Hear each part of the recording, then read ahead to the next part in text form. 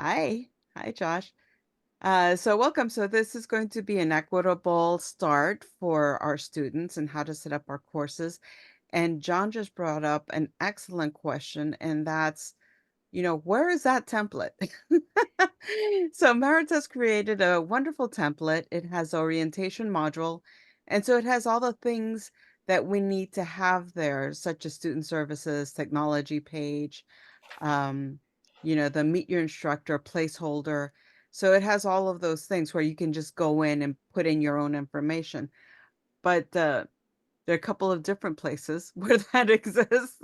And I know where I've been accessing it right now is through the BOI course, the training course, which we're running and almost wrapping up for the winter break. But we will brainstorm that, and then if anyone else is interested, then I'll try to give you that information because it is helpful. All right, so how is everyone? Happy New Year, 2024. Are we all geared up for Monday? Yes. Yeah, we are. That's good. That's good.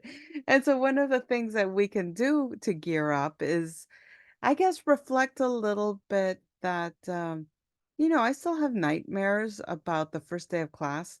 It's not, student facing, it's now teacher facing, but that used to involve not having the keys to my classroom or chalk or having a baby in a stroller and like not knowing where to leave my baby while I taught my class.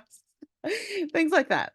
Now, as an onliner, an online teacher, my sort of panicky stuff is, did I publish my course? Did I publish the orientation module? Did I set up announcements to delay and send out the first day of class? So it's a different sort of set of like to-do lists, I notice. It's like a checklist of what do I need to do to ensure a smooth, beginning of the semester. And I'm going to go ahead and share my screen with you here. And what we have here is the DEPD shell. And I'm going to share this this page right off the bat right here. It'll take you into the page itself, provided I've published it. We'll go into the modules. And so this is our little bit of a test. And we often have housekeeping, I think it is. It means that at the beginning, we want to make sure that all our students can access the course, right? That there isn't anyone who's outside of the course for whatever reason. Maybe they enrolled, they think they're in our class, but they're really in a different section. It could be also that they had a name change in the interim, and so things might be a little bit different. And then some of the time, it's just, is the course published? Is the module published? Are the items published? So let's see. Hi, Rita. Were you Hi. all able to access and get into that page that I sent in chat by clicking on it?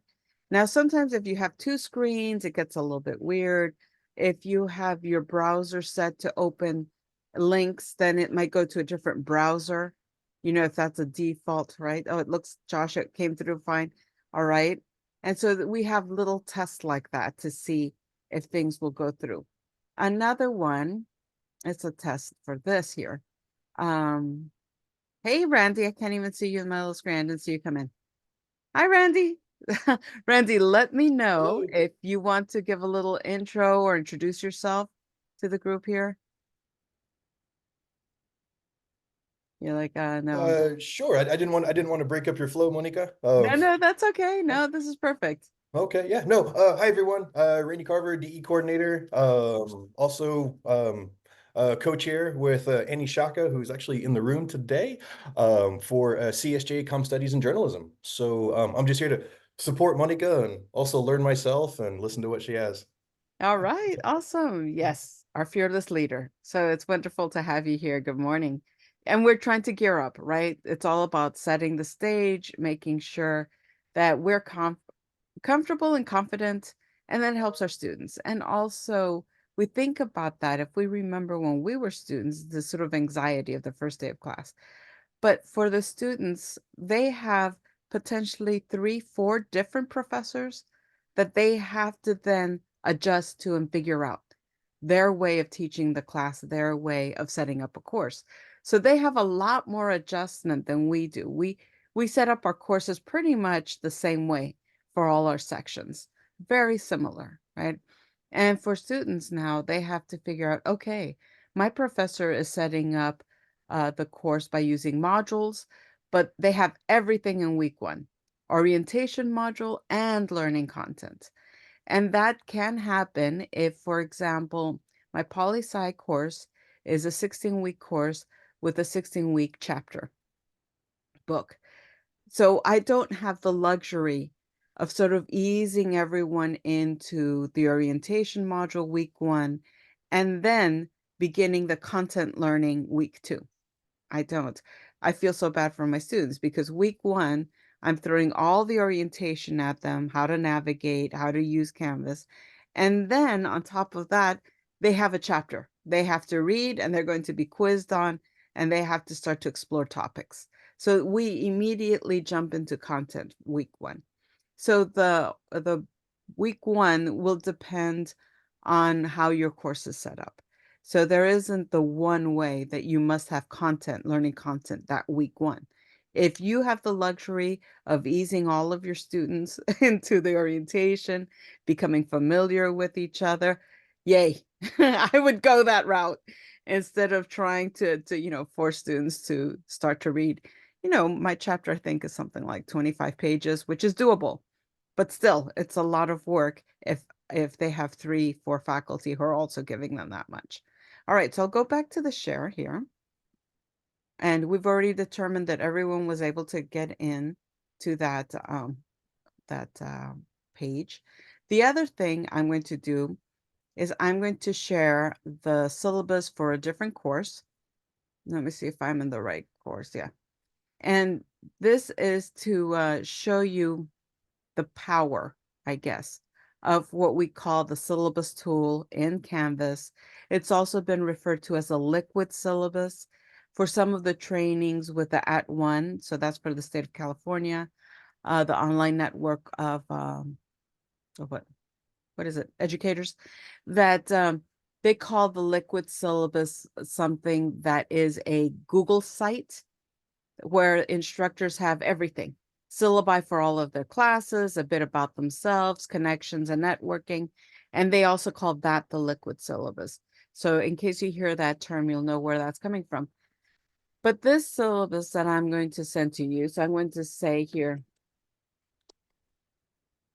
I'm going to first of all highlight in the chat, and I'm going to hyperlink this syllabus link.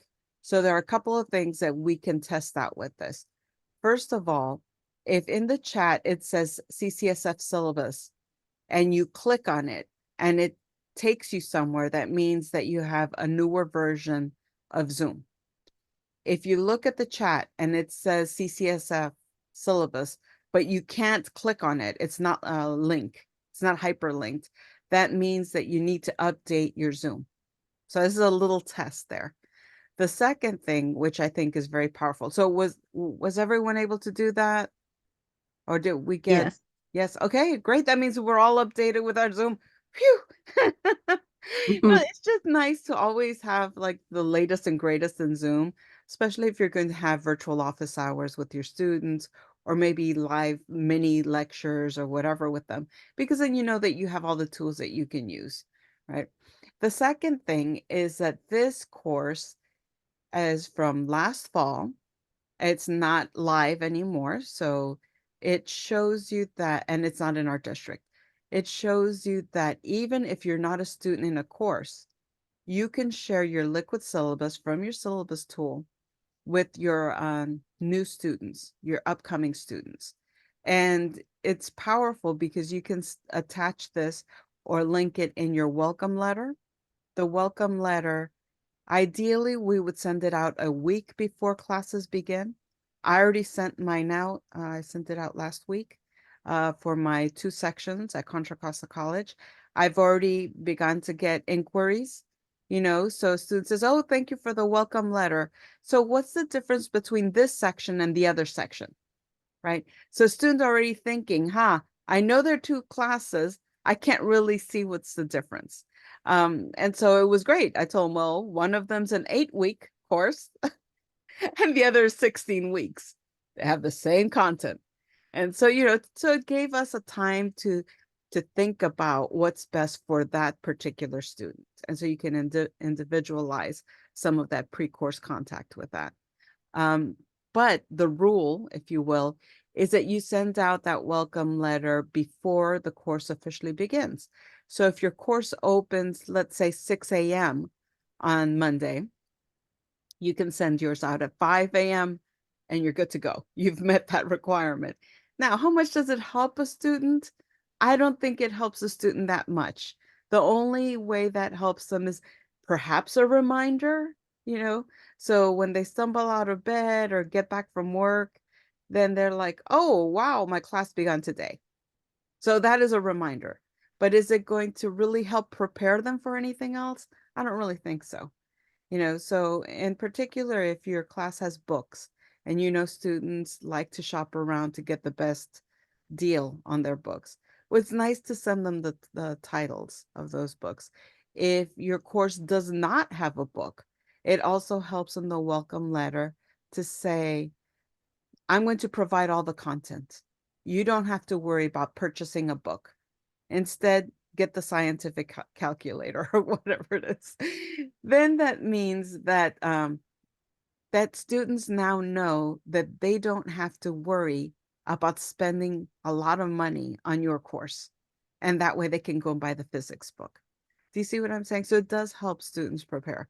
Now, right now, this is in our distance education professional development shell. It houses many, many workshops.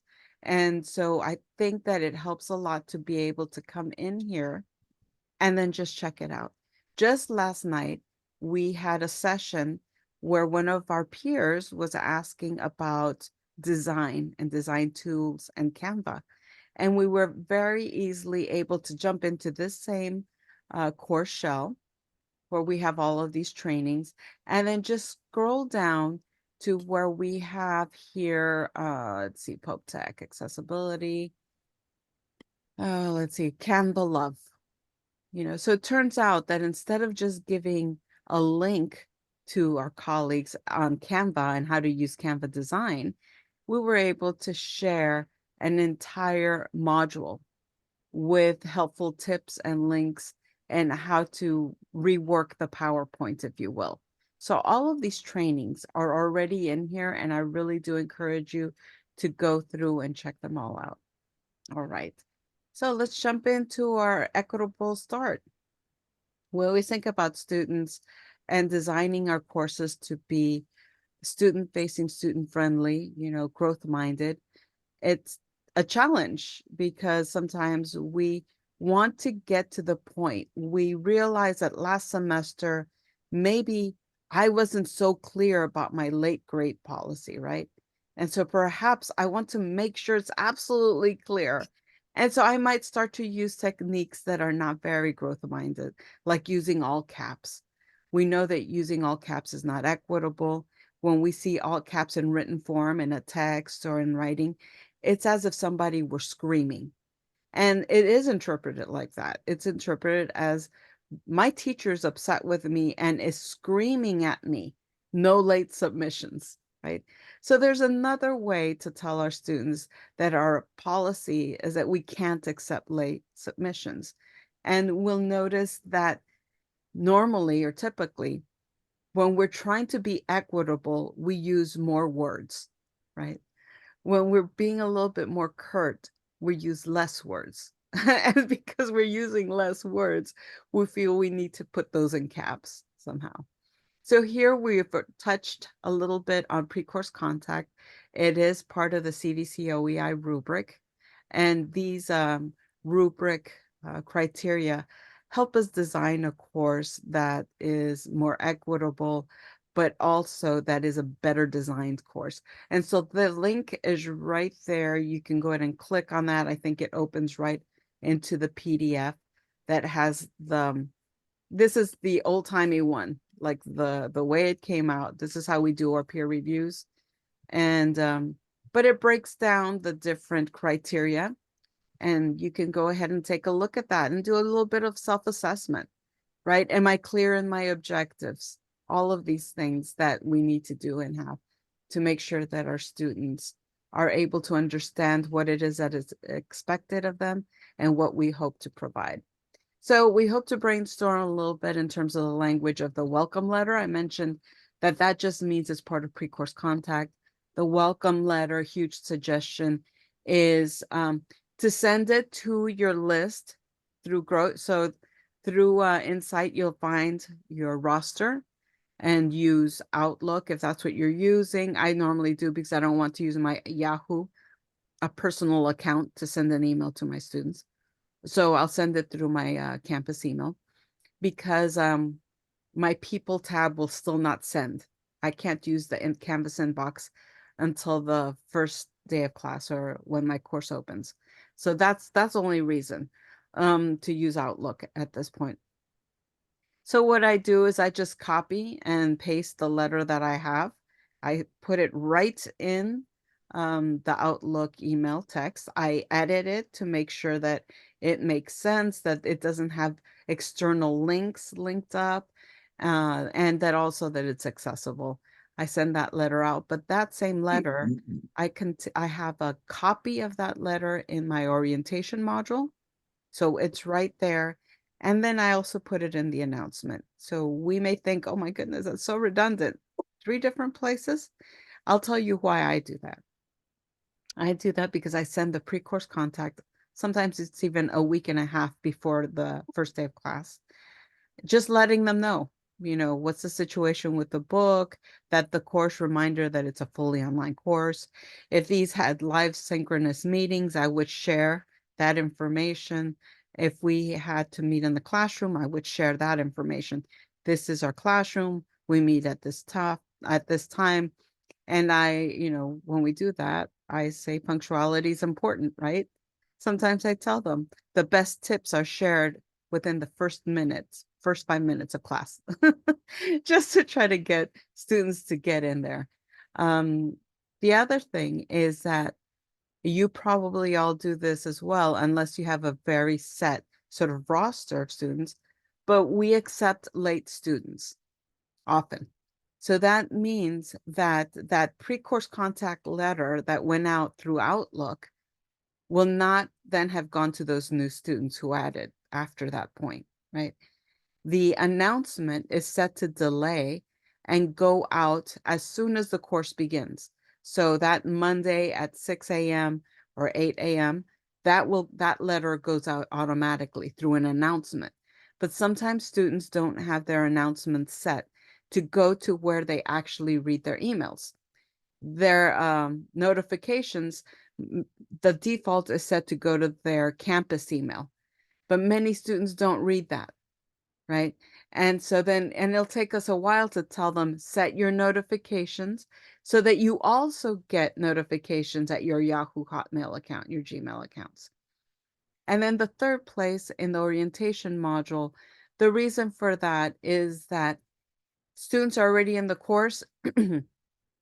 I have a reminder about the textbook and the late grading policy there, but they didn't get the Outlook email and they didn't get the announcement, right? But at least they can find it right above, meet your instructor. And so they can go back to that copy of the welcome letter and read some of the very important, first steps, what I'm doing to set up the stage. And then I'm going to ask you also to participate in that and thinking about the welcome letter language. Now, the People's tab, oftentimes we have our courses with 45 students. That is a lot to have weekly discussions, which we should have for regular substantive interaction, what we call RSI, and you will see that language many different places. So weekly discussions with 45 people. Now, in my courses, I only have my students reply to one other peer, but many folks have the students reply to 2 peers. So you can see how that discussion would become a monster very quickly. And not just for us, because we read everything and we give everyone feedback in the speed grader. So around week 3, it is a good practice to now put your class into groups. And that these are the discussion groups. And why? Because then that way the student might read 12 original posts and then reply to two of those, right? You can still do the two-person reply if you want, or the one-person reply, but it doesn't become such a monster, right? If later on you want to switch up those groups, then you can absolutely switch up those groups so that everybody gets exposed to everybody else's language. So let me see if I can even find that. So let's try here. We're going to go into people. And then once we're in people, we have the full list of all of the students who are enrolled. And the people tab, which is in the course navigation menu to the left, is a really helpful tab because the first couple of days, you can immediately see who's jumped into the course, how much time they spent in the course. So if you're taking a look at the people list, your students, and you start to notice that maybe 5 of them haven't even opened the course, and it's already Wednesday of the first day of class, this is just like jot down those people and send them a message. Now, right now, Canvas Inbox, you immediately can send them messages, let them know we've begun. It gives you an opportunity to welcome them in a very friendly manner. That's like, hey, I'm so looking forward to sharing the class with you, right? We already have an assignment. It's still open, so it's very positive, right? Um, and for most of our courses, we can click on the name of the student and we can email them right through this here. We can email them. And I think at City College, I might not be able to do this course not published yet. So it might not let me do that. Yeah, actually it won't because it's not published course yet. So that's one way if those were the 3 students, 4 students who didn't participate. And so again, this is where you can see their grades, their interactions, and all of that fun stuff. It's a way to reach out to students before they fall behind. So that the other thing that this people tab has that's really great is that you can create a group set here. I've already created a group set. I call it small groups. And within that group set, I've already organized or arranged the students who have already enrolled into these groups. So there are about 15 people each here in these groups. They're randomly assigned. Later on, you might create another group where you pick specific personality types to be grouped together. So that sometimes helps. Any new students here, I use this unassigned because then that helps me know who added my course after I sent out the welcome letter. And now I know that I can reach out to those 2 students because they didn't get my initial welcome letter. And I know that because I haven't placed them in a group. So let me stop share right here and see if there are any questions in terms of small groups. As I mentioned, in this case, I'm talking about discussions and regular substantive interaction to make sure that they're interacting with their peers, student-to-student communication throughout the semester. And we are always there, right? So we're always in these discussions as well, but want to make sure students are talking to each other. So any questions about that? Maybe making those groups. The reason that like I wait until week 3 to put people in groups or to start discussions that are in groups is because I'm still adding students. If we happen to have a discussion that's a group discussion and a student added but was not placed in the group, they're in a discussion all by themselves. And well, it's not a huge, terrible thing, but we can't fix that. The only way to remedy that is by copying their post, putting it in the group that we're going to put them in. Tell them this is from your classmate John. Then copy all of the replies for that group back to where John is in his solo group. Yeah. And so that's a lot of management there. So that's why I always like, nope, I'm waiting till week 3. And before week 2 is done, let me make sure that everybody is in a group so I don't have to do all of that jumping back and forth. But it's a really great way to then have students in there. Okay, no questions. Let me continue on here.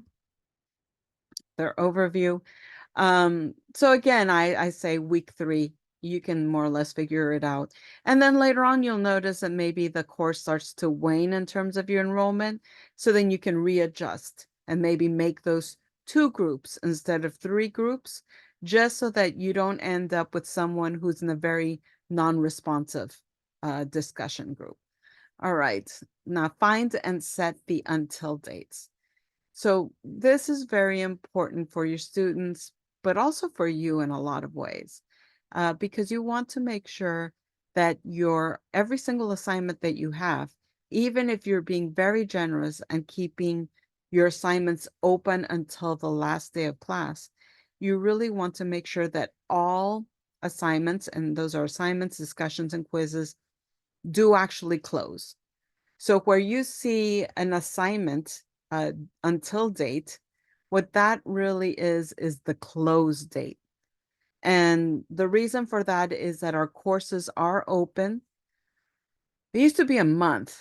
I think it's less time now than a month. But it means that you could have already graded everything the last day of class, you posted grades, and then you have a student who saw their grade, thought, "Oh no, I thought I was doing better than that. Let me go in and participate in some of those discussions." So you really don't want someone to try to jump in and participate in a discussion of week 1 when the course is closed. There would be no one there. It'd be like going to a cafe to meet up with friends, to go and register to vote and come to an empty cafe. None of your friends are there anymore. Why? Because it's already 3, 4 months after the meeting time. So that's one of the reasons to do that. Let me show you here. So in this course, and I'm just barely designing it, so it's a little bit of a nightmare here. But you'll notice here that I have the due date of January 29th. And then I have an until date of February 3rd.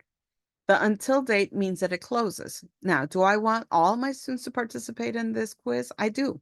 So when my students say, "Oh no, I missed the date, I didn't know," this is already an extension, by the way. This is already late grace period, and I don't take off points. So they're already, outside of the realm of submitting on time. And it's a pretty generous. The quiz is 3 attempts. I keep their highest score, you know, 280 minutes. It's a big chunk of time. It's well more than they need, right? But I want to be able to be equitable and give them all of that. These quizzes are not gotcha quizzes. These quizzes are encouragement to do, they're like homework, encouragement to do the reading and to reflect. So when the student tells me, "Oh no, I missed the due date, can you reopen?"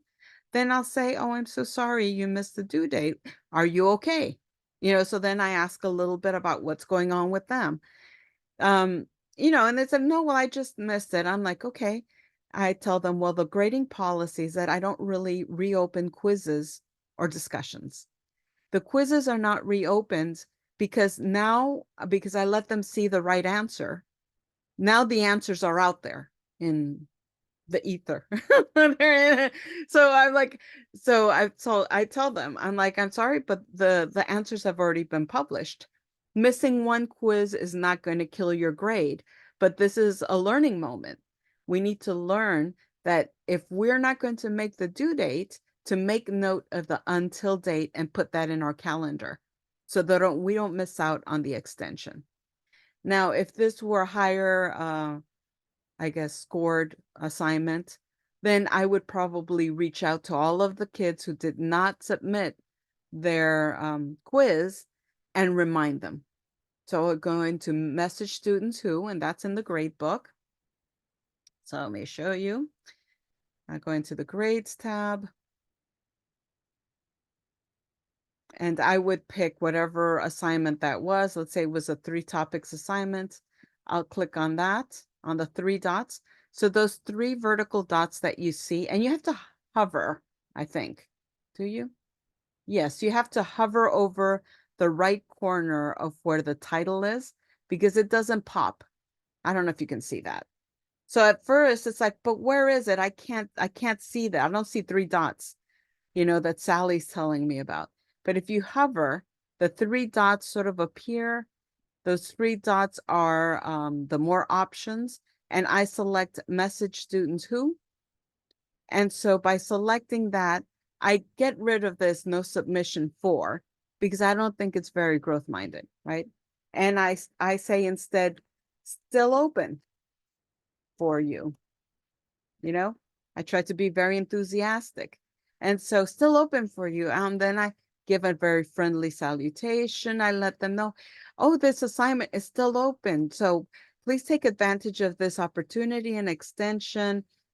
These students, so if there are only 3 or 4 who haven't submitted, I'll tell them, a little bit more. I say, well, we're using this textbook and the reading here, or here's a tip. Take a look at the video that's included in this module. It can also help you. Da da da. I look forward to, reading your work, whatever it is.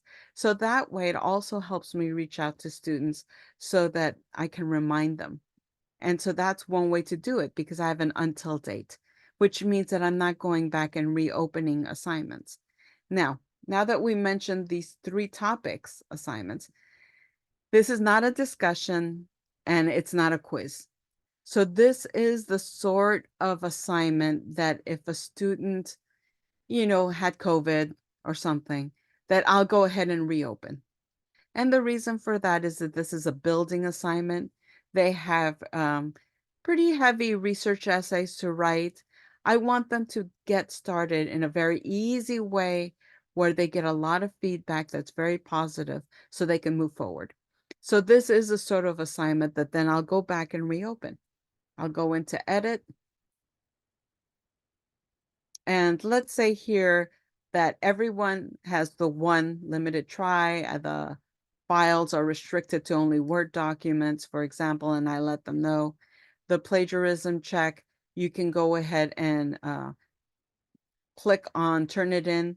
Every single college has it different, the Turnitin similarity checkers. They're a little bit different. Some have AI, some don't. All right. And then here, everybody has that extension from February 7th to the 10th. But what I'm going to do is I'm going to add 1 student. And so let's say it's Angela. So I'm going to say Angela, who was ill, is going to get an extension of that 1 assignment. So the due date is going to be the exact same due date as the original. Same time, 10th. I also tell them that all of my assignments close at 10. Because really by 10 o'clock, I need to be in bed. I don't want to have to worry if my students are okay or not, but up until 10, I'm kind of checking to make sure my inbox is clear. Nobody's confused, lost, or anything like that. And then here the until date. So let's say she wrote me right after February 10th, said, oh no, I missed it by a minute. She tried at 10:05 and it was closed already. Then after that communication, I would have said, oh, don't worry about it.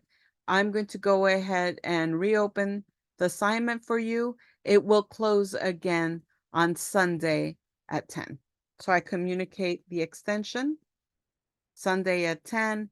And then way down here, there's a little button that says notify user that this content has changed. So I click on that little notify because outside of our conversation that we've had, this student, Angela, will then get a message letting her know that there is, and it doesn't say extension. It just says, I think assignment has changed. So it doesn't even say reopen. It doesn't because it's an automatic message. It doesn't say reopened. It doesn't say extension or anything like that. But it will say this assignment has changed. And so it's a little notification. And then I save there. Now, in this case, this course hasn't even opened. It doesn't matter if I leave this with Angela having an extra an extra day here. I don't even know the student.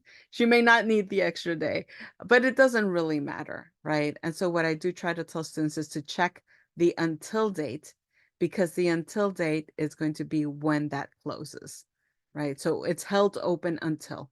And then, of course, the rubric, right? So the rubric always helps the student. So let me stop share right now here to see. Okay, so you've got questions. Edward, do you want to just to read them? Because it might take me a while here with my poor eyesight.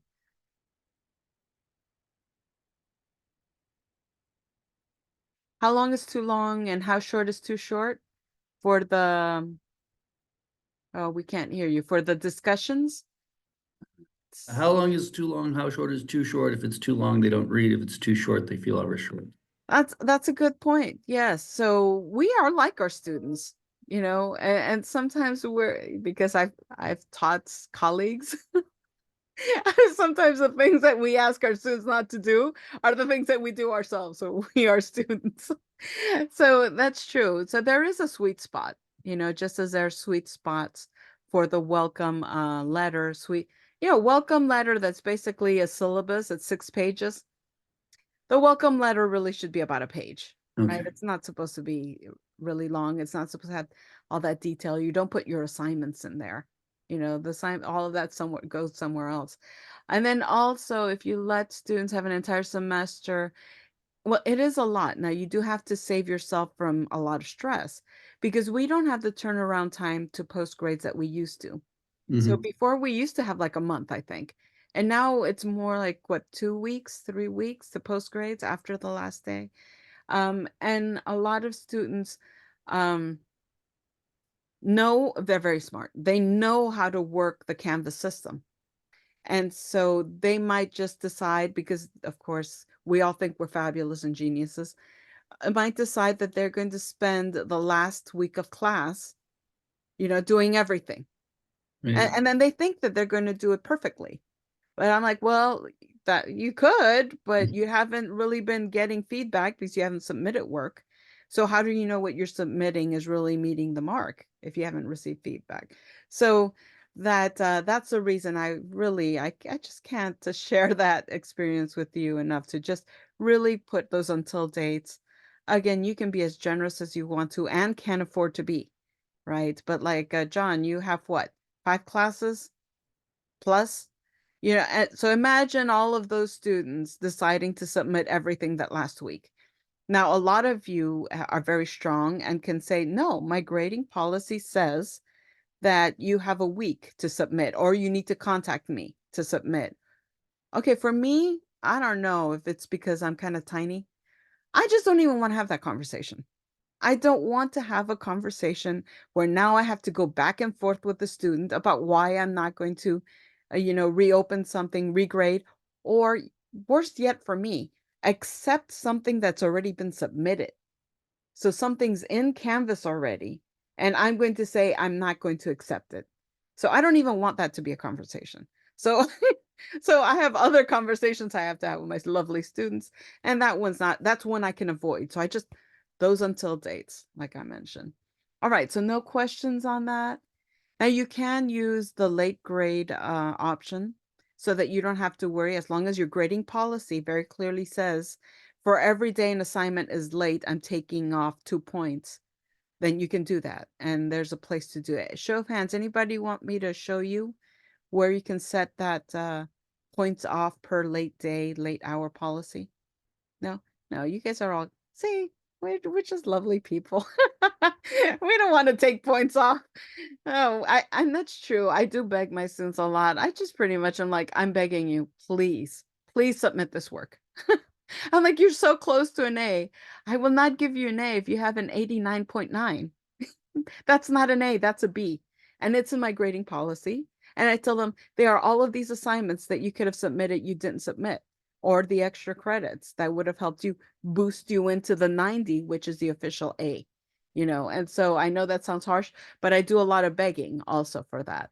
All right, our until dates, and then we will have a discussion with each other in terms of setting up that first contact and the weekly module and what we have discovered. So I have a little welcome video here for you. I just want to mention that for this semester, if you're going to participate in any of the DEPD that are in Grow, you can go ahead to the Zoom link to DEPD, and that will also take you to the link. At least for me, I don't know if I have just too many Zoom links floating about in my brain. That it takes me a while to find the right one. And so I just want you all to know that it's there already, and we always use the same one. All right, so I'm going to go ahead and hit next for us. So we do talk a lot about equity, pre-course contact, that welcome letter, and setting the stage for our students. It's really setting them up for success by giving everything that they need. And that's the tools that they need, the information that they need. Here we have the 3 different online equity sort of rubrics that each college has decided to go by. At Contra Costa College, we've decided to go by the original, the Peralta Equity Rubric, which is right here. And could we change it? Yes, we can change it if we want and get it approved and all of that. As of right now, this equity rubric is simple, it's easy to understand, and it's easy to implement without driving ourselves bananas, right? DVC has decided to have an equity guidance, and so that's linked there. And then the LMC also, so that if you want, you can apply any of these, open it, see what makes sense to you. We're different style of teachers, and so maybe something speaks to you more than other things. And so I do encourage you to take a look at that. All right, so here we have our lovely Padlet. And in this Padlet, again, we're talking a little bit about the language we use in our welcome letter. I mean, we see welcome letter and we think, well, yes, it's welcoming. It should draw students in, right? It should motivate them. In the welcome letter, we can use a course description that's a little bit jazzier, if you will, that's more jazzed up, more inviting, less technical.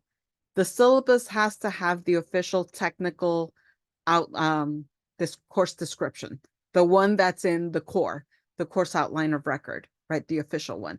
But our welcome letter can have a slightly nicer language, jazzier, more inviting, right? So that's something to keep in mind. Some of the things that we should also include are the important dates, so that I'll show you here. If you have a course that has because we have so many different courses, 16 weeks, all of those different week terms. So if we have a 16-week, we might want to let them know it's a 16-week, it's an 8-week, it's a late start. This one here, the dates are there, January 29th through Wednesday. It's weird. It ends on a Wednesday, May 22nd.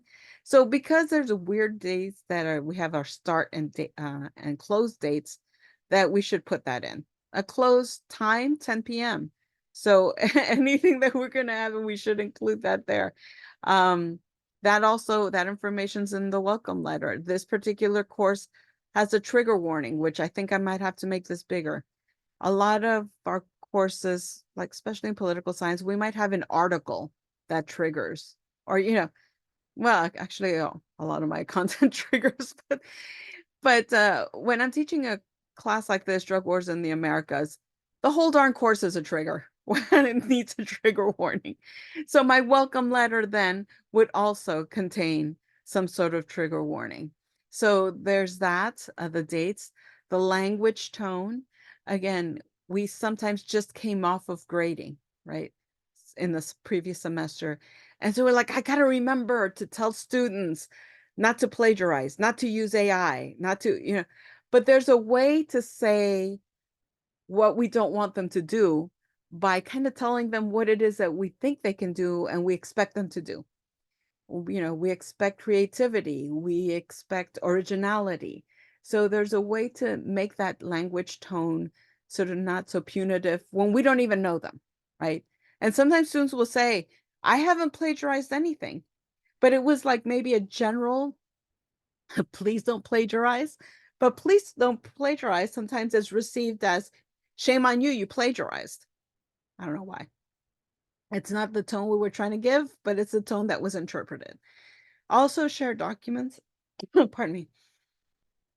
So if you have, like, for example, the MLA handout, I have a specific MLA citation format that I want my students to use in my course, mainly because that way I can tell when students are using other people's work or they're not writing original things for me, because I've asked them to do things very specifically. And so they base it off of MLA, but then I add a little twist. That little twist is like a quick eyeball catch for me. So then I can quickly see that I'm like, they're not quite, this wasn't quite creative for my course. I know, I'm so jealous, huh? I want them to share with me all original things. Also, the access to the liquid syllabus or the tool, this one. So that is the sort of thing you can put in the welcome letter. You don't have to give them the syllabus. You can just say, hey, please take a look at the syllabus tool. This link will take you directly to the Canvas syllabus. Take your time, read through it, become familiar with it. For the most part, it'll help you with your first week of class or whatever it is. Also, where do you put warmth and where do you put equity? In the welcome letter, are you going to ask students to reach out to you if they feel that they're struggling? Or you might, instead of use the term struggling, which I don't want to admit that I struggle, which I do all the time. So I might see struggle and think, oh no, that to me, I interpret as don't email me. Because if you email me, I know you're struggling and I don't want to give myself up. So maybe we might say, reach out to me if you have any questions. I'm happy to help. So the underlying thing is that don't struggle without letting me know how to help you, but we don't want to use sort of that language. Find the language that you feel helps your students. We do a lot of guesswork, right? I think sometimes we have to be mind readers or have ESP, but it's not really that. What really it is, it's observation, right? Analysis. And then we come up with a situational conclusion. It's like, oh, okay, I think that maybe they might need some help here. Or maybe I wasn't too clear for this type of learner on what the expectation is for this first, essay write-up or whatever it is. So there's that. Here we have the Padlet. And you can either use it right here on the course screen, the page. Oops, what'd I do? I hope I didn't accidentally do something crazy. Let me go back into chat. And what I'm going to do is send you all that direct link to that if you want to open it up on your own screen. So here we have different, and we leave this. This is called a living library. So it's a living library of information. You notice this Padlet was created a while back, but it has not been deleted of all content, right, of participation, because we learn from the people in our session, but we also learn from those who have come before us, right? And so this, I don't think, is more than a year old in terms of this Padlet, but you can see here the language: avoid punitive policies such as no late work accepted. Note the all caps, exclamation, exclamation, exclamation. I mean, sometimes we can't help it, right? And so the way you participate in this is that you click on the plus symbol that's right under the heading. And that, what it will do is going to be, will open up something. So let's see here. So if I click here, it will open up a box where I can say something like, textbooks, right? And I like to include images, so I might go ahead and include, let me see if this one's the one. Search for an image. I will search for a textbook image. And then that gives just a little bit more three-dimensionality, I guess, maybe, to this. And then I say, I love to be ZTC, but can't. So I try to provide as much content for my students as possible. Right, so and then I go ahead and I think I just hit enter. Oh no, I hit publish, this pink button, publish. And so if I were to scroll down here, then I should see that one. Oops, there's a lot. So there's my post that I just made right now. And that's true. Sometimes we can't do everything we would love to do for our students, right? But this is a point where I can give you a tip. At our library at Contra Costa College, which is only one of my colleges that has this, we have a scanner that scans to create accessible documents. So for example, in my US government class at Contra Costa College, the textbook, we have to use a new one. You know, we get presidents every 4 years. So we got to change up the books. I don't really have a choice. And so what I've done is that I ordered a textbook to be boundless, so it's loose leaf. And then I go there and I spend hours during the break photocopying the first 2 chapters, front and back. But I scan those to a file that creates an accessible PDF. So it's inaccessible. And then I send that also to create audio version of that scan, and then to send me a Word version of that scan. And so all of those I have sent to my Outlook email. And then I'm so paranoid because it takes a long time to scan these, right? That I take a flash drive. So those are those little clips, right? I put it right into the scanner and I have those files then sent to my little flash drive because I'm paranoid about doing all that scanning and not having anything. And so then what I do with that is that then I take, and maybe I should open that up. Can I open that up? I'm like thinking how crazy it's going to be to open that up. It might not be so crazy. Let me see if I can show you an example of that.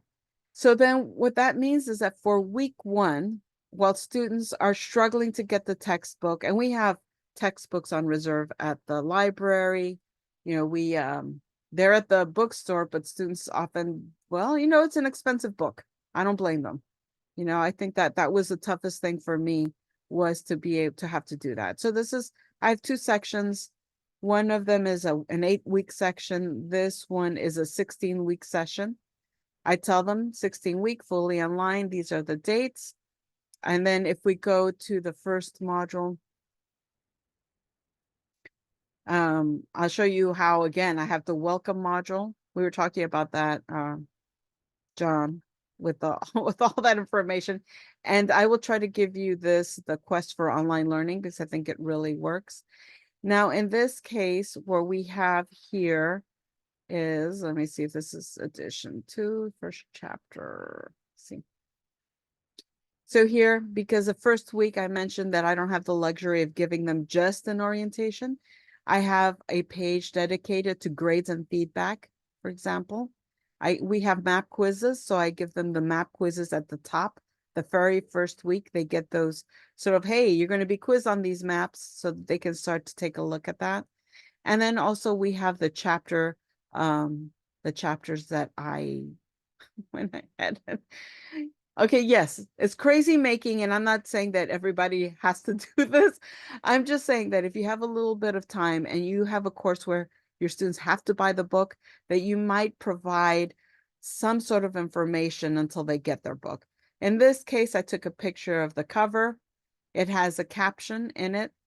Here's the caption, cover image caption, because this would be too long to put in the alt description, so that this image is accessible. And then I let them know that the hyperlink is not necessarily accessible. So this hyperlink here is to the scanned version. Now, I put that not necessarily accessible, but it is supposed to be accessible because I use the accessible scanner. And this has scanned with tabs. But you can see how long it takes to open, but it does open up with the pages there. Then I had provided the audio portion of that book. American Government and Politics in a Racially Divided World in 2016. Yes, it's AI, right?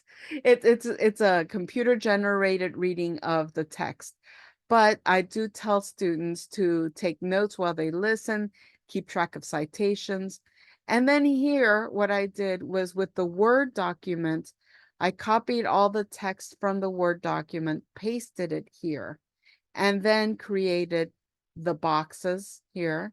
Any of the bold, I went and put that in because I wiped out all of the formatting from the Word document and then used Canvas to edit this. These are pull-out boxes that are on the side panel of the book. I couldn't create that with the tools that I have here. So what I did was that I made that a different color, and then I have the pull-out of that definition here. So that as students are reading this, is it a lot? Yes, absolutely. It's a lot because it's an entire chapter. But at least this way, they have the exact same text that's in the new edition of the book that they can use until they have access to a book, rent the book, buy the book, borrow it from the library. So any questions on this? Let me stop this. Is that crazy making? Yes, but I've already been teaching this class for 20 years. 20 years. So it's evolved. This course has evolved. It's like, thank you. It's not even the same course that went to the CVC OEI for the exchange. It's evolved past that, past the exchange. Any questions on that? On where that fabulous scanner is? See, it's just a secret because you came into the DEPD session. I can scan, and then all of that I got from one session of scanning, meaning that I scanned the whole thing, but I made the files that it sent to me in a PDF accessible, in an audio file, and in a Word document that I knew I could manipulate later on. No, it's as you enter the library, hang left immediately, and the scanner is right there. It's pretty easy to use. I'm happy to go with you to the library anytime you want, so I can show you. One time, that's all you need. It's a little tricky at first, but once you've seen it in action, it's super easy. Yeah, no, okay. So the other thing I'm going to share with you, which helps in terms of the equitable start, is the quest, right? And so here's our Padlet, and again, you have the link if you want to start adding here. Let me jump into Quest. So this is a mini course, and there are many different ways to include this. One of the things that I absolutely love about the online learning community and teaching community is that these are generous people for the most part. Most of the folks who work in this area or who do online course development and creation are really happy to share content. I've shared overview or orientation modules. I've shared just tons of stuff, fun assignments that students really like. I've shared that, things like that. So here I'm going to show you another technique to share things with your colleagues or to share them from one course to another without doing the whole import export thing, which you can also do. So here I'm in the page that I'm going to share with you. I'm going to click to the right of the edit button to what are the more options. Some people call it the shish kebab. It's a little 3 dots, and then I'm going to send to, and then here I'm going to send to Rita. And then I'll show you where you can collect it, but you can totally ignore it. I'm not sharing it or sending it to somewhere that you would have to place it anywhere. You can totally ignore it if you don't want to. The reason for this is that you can use this. Oh, is it Joshua? Yeah, Joshua. Joshua. Okay. You're the only Talina. Annie. Hi, Annie. I think that you already have this one actually, but let me send it to you. No. So did I misspell your name? Or maybe and I forget if you have a different. It might be under Anne. Anne? Yeah, that's what I am in the system. Are you Anne with an E? Yeah, and then Okay. Or maybe I should do it with your last name. Might be a yeah, little that more might work better. unique. There you are. Yep. Okay. And Sarah, you already have this. Yeah, unless you really want me to send this to you. To spare you from my little quest thing. So I'm going to send this to you. You will find it very soon, if not already, within your account. So if you move your cursor to the top left-hand corner where it says account, and it has either your avatar or your image. scroll to the what, fifth, sixth, 1, 2, 3, 4, 5, the sixth link from top to bottom that reads shared content. And then you will see, here we go, that you have your received content. You'll see here, this is a stuff that I've sent or received back. You will find something at the topmost that says Quest for Online Learning. And then once you find that, you can click on the options, the 3 dots. This gives you the option to preview, just in case you're like, Monica sent me something, but I'm not too sure what this is or if I will want it. So you can preview that by clicking on this little eyeball with the preview. You can import. So I have imported this before. Now, yesterday when I was trying to do this, it wasn't letting me do this.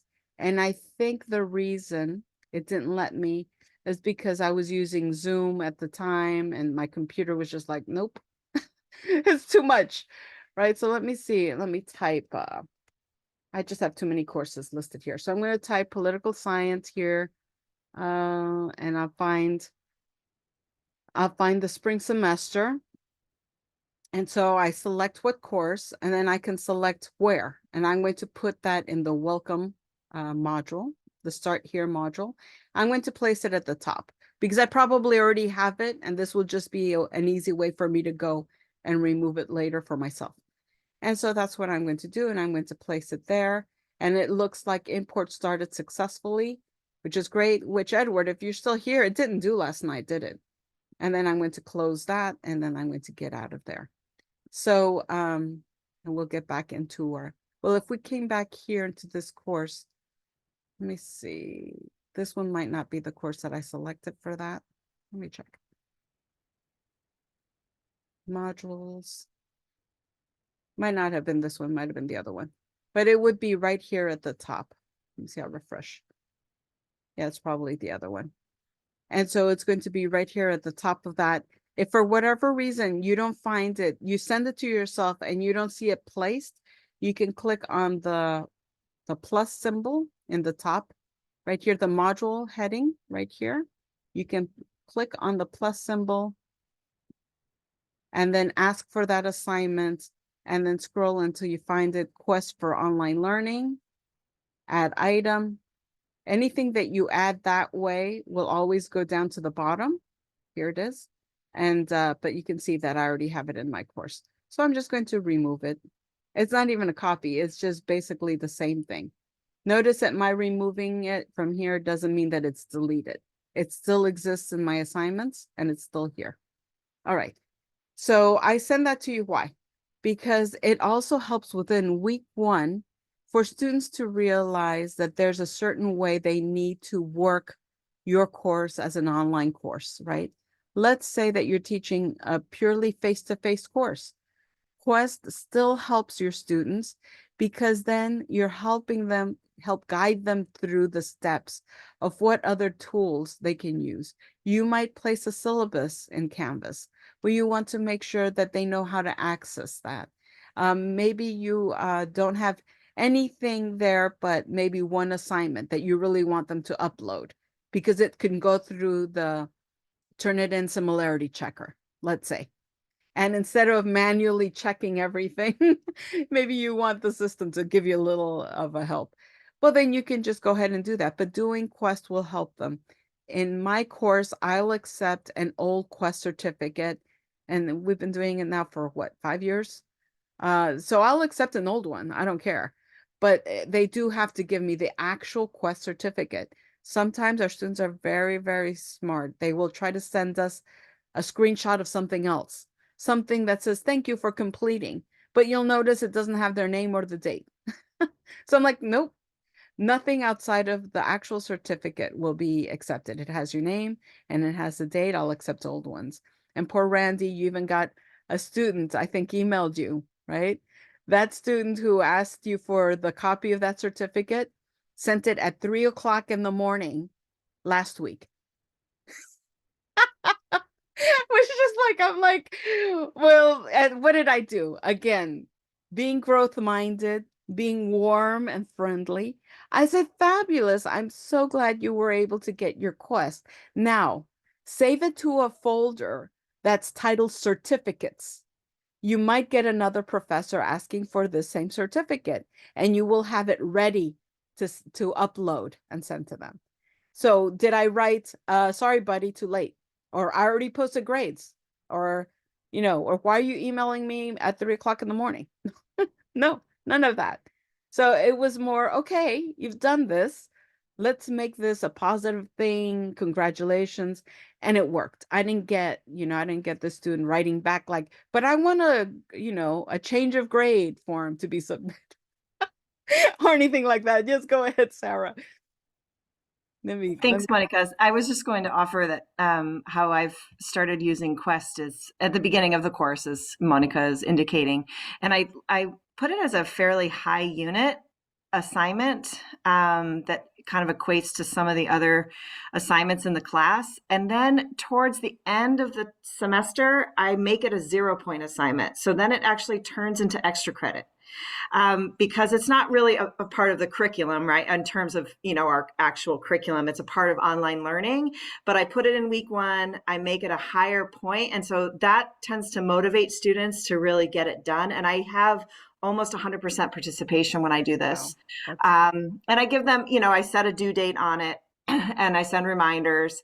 And then I adjust the due date by another week, and that tends to get them in the first 2 weeks. And then after that, later on, usually around week 5, I switch it to a 0-point assignment, and then it becomes extra credit. And helps just if you already are in a position where you offer extra credit to students, especially later in the term, it front ends it and sort of hides it so they don't even know that they're doing it. Mm-hmm. And then lends to, the students who tend to do extra credit are the ones that sometimes don't need it. So it just kind of hits a few different things on the equity-minded aspect of teaching online. So just offering that as another strategy to use that resource. Excellent strategy. And I'm always so happy, just glad to get a certificate that's 2 years old, and so I don't know why it tickles me. It's just something that makes me very happy, because it means that we're getting more of a community of online learners who are like, Quest, I got it, right? And they just go ahead and send that out. Now, Brandon's coming into the session. I don't remember if I have an extra bit of time for Q&As. I do, right? Okay. So yes, and then Brandon's going to have the very next session, which we can plug right now. And it's going to be in this very same Zoom link. So you have options, so we give options. You have agency. You can go ahead and take a break right now and then come back. You can stay for the Q&A. And you can wait till Brandon begins also his webinar training. So any questions? I know this is a lot of information. Some of it might seem like, well, duh, Monica, of course I'm going to be warm and welcoming and supportive. I didn't become a teacher for nothing, but sometimes I have to say 24 now years of teaching at Contra Costa College. I'm becoming a little bit more short-tempered. I always thought I was going to become a sweeter professor, that somehow the gray was going to bring out more sweetness. But no, not really. So one of the really wonderful things about online communication and online teaching is that if I get a message that's like, what, really? That seems outrageous to me, that I don't have to reply to that right away. I can just put a pin on that, go walk around the block, get some oxygen into my brain, do some breathing, and then reply. And almost always my replies are supportive, they're growth-minded, they're helpful. That's because I've already come down from my initial reaction to some outrageous request, And so it does help, I think. Now, could I do this in the classroom? Probably not, because I emote a lot. So that whole what really would probably happen in person. And so I don't know. I think it's tougher to be, sort of warm and kind in person. Yes, Edward, go ahead. I'm in the library right now. Oh, excellent. We're going to have a show and tell. Here's the copier. It's really cool. Awesome. Thank And you, it's right Edward. next to the, yeah, it's wonderful. Yeah, no, So it's great. it's awesome. They That's say it's a wonderful. scanner, actually. So that's one of the resources they have here that's just wonderful. You're dead on. That's the best scanner I've ever seen. Yes. And you're right. So yeah, it's a scanner. I said it was a copier because it makes me think that you can copy things, but it won't print anything out. So it really is a scanner. You can scan to yourself, send it as an email to yourself or to a flash drive, and then you have to take that somewhere to go and print. So it doesn't spit out any paper. I don't know if that makes a difference now with technology, right? Yes, I hope that makes sense. Yes. All right. Any other questions or comments, or would you like to share what you include in your welcome letter that you find that students receive very well? We just have great students, don't we? Yeah, I think so. I think so. I really love, I send like sometimes a welcome video, and so the videos, I go to campus and my students already recognize me. They're like, "Oh, Professor Landeros." I'm like, "Hey, hi, call me Monica." And so then I have to figure out who they are because they know me from the welcome video, but I have no idea who they are, what class they are, or anything. And so it's really nice. Sometimes I bump into them at Rayleigh's, which then my brain is like, "Oh my God, where do I know this student from?" But it's a lot of fun, and I think it does help build community. All right. Well, if we don't have any questions, I will end this here. I'm going to stop the recording so that we can have 2-segment recordings, Brandon. This is still the same place for the next workshop. Brandon, do you want to give like a little what's coming up for your? Sure. Thanks, Monica. Hello, everybody. Happy New Year. If I jump on a little bit late, I was putting the finishing touches on um, a look through regular and substantive interaction. So this is somewhat of a review for folks that have taken some of the RSI workshops in the past. But this time around, I'm focusing more on practical integration of these a couple different tools that we have available to us at Contra Costa College into your course. So hopefully everybody will leave today with an activity that Yay! is new to them that uses a hypothesis or Padlet mainly. And so we'll talk about some of the different ways and some new ideas that we can use to engage students with those resources. All right, awesome. Can't wait. And I'm going to stay on, Brandon, if that's okay. All right, so I'm Absolutely, going to of stop course. this recording. Again, thank you very much and have a fabulous, fresh, equitable start to what, 2024. Woohoo! 24 here, ready or not.